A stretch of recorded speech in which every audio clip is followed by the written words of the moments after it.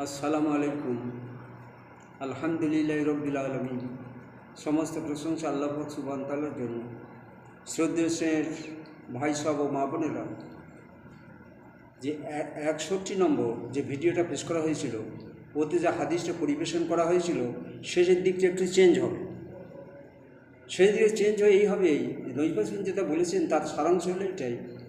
ওখানে বলা হয়েছে the good deed of the whole time with his family, কিন্তু ওই জায়গাটাই হবে,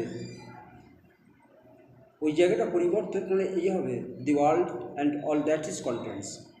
তফাৎ শুধু এইটুকু হবে যে বলা হয়েছে যে আল্লাহ রাস্তায় যারা ফরে শর্ট হয় অল্পক্ষণের জন্য বার হয়, তাদেরকে কেমনভাবে কম্পেয়ার করা হয়েছে।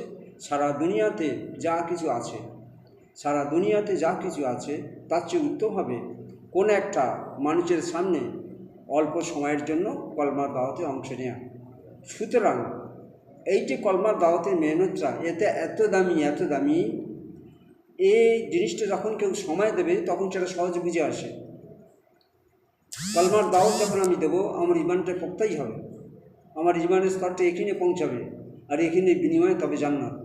সেই জন্য আমরা কলমা দাওয়াতের সঙ্গে অংশ নেওয়ার চেষ্টা করব, এবং এইভাবে অংশ নিয়ে যেই থাকি তার আল্লাহ পাক সুবহানাহু ওয়া তাআলা একিন মজবুত করে দেবে। আর একিনে পৌঁছাতে গেলে মৃত্যুর পরের জীবনটা আমরা সফলতার শীর্ষে উঠতে পারবো ইনশাল্লাহ।